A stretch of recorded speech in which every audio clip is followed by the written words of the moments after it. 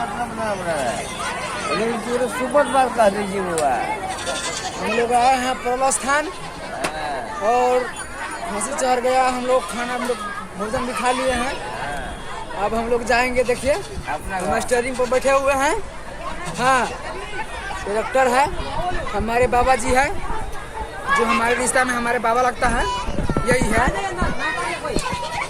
देखिए ये ना है, यही है। और हमारे कुटुंब भी आ गया है, साला दीदी आता है।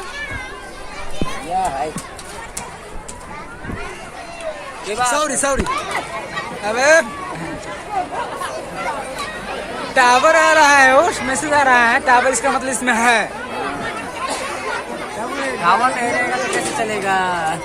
गाड़ी की एक टावर लेके अनारकली मड़वा न चली।